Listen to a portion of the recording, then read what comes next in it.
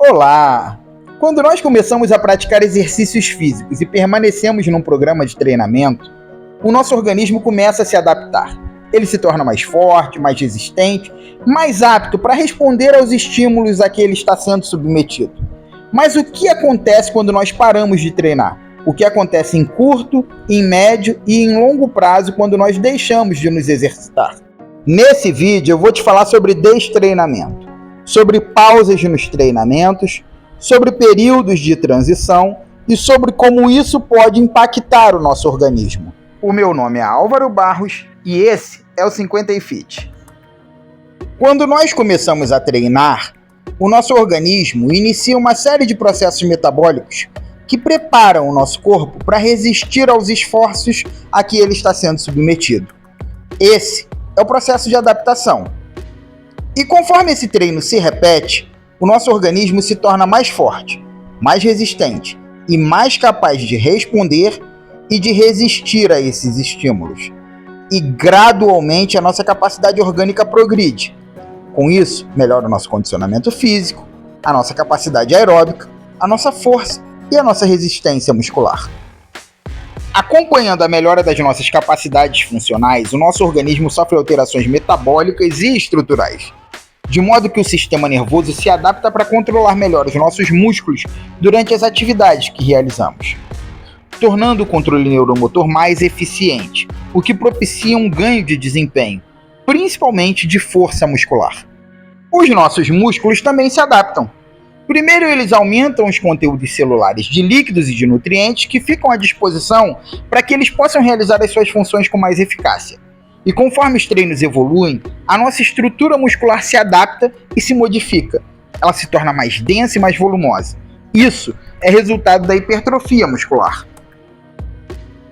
Os tecidos conjuntivos em torno dos músculos também vão gradualmente se tornando mais densos, mais fortes e mais resistentes em consequência dos treinamentos prolongados.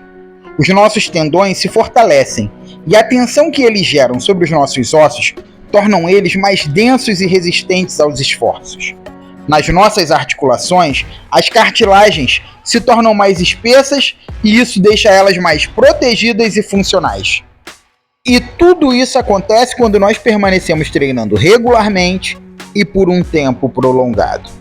Mas o que acontece quando nós paramos de treinar? Bastam alguns dias de inatividade e a capacidade física que foi desenvolvida ao longo do tempo já começa a regredir. Em poucas semanas já acontece uma redução significativa da capacidade aeróbica, da resistência muscular e também do volume muscular.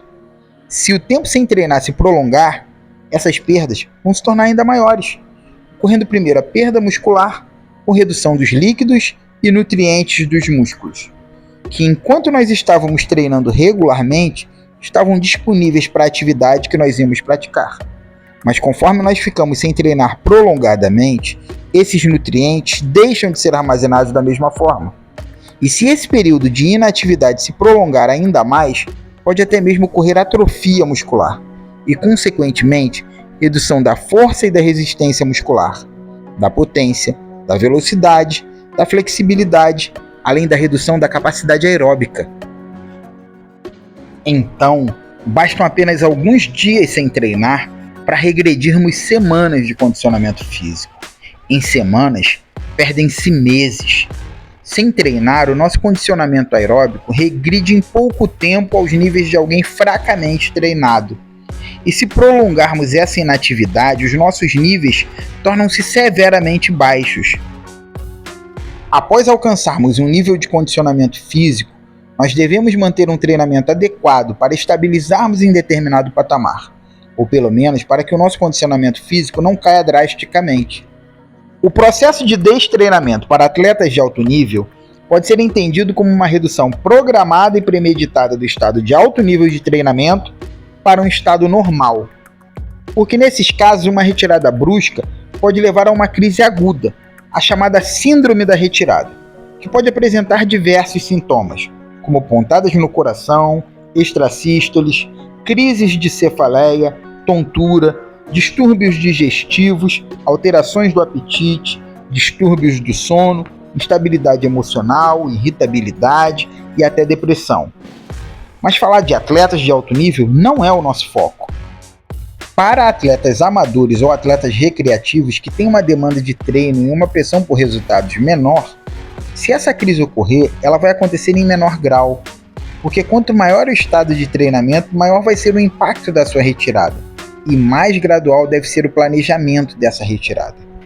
Por outro lado, essa redução temporal do nível de condicionamento físico pode ser rapidamente revertida com treinamentos apropriados, e ainda mais, os níveis de condicionamento físico anteriores podem ser superados se o programa de treinamento for adequadamente planejado, periodizado e executado.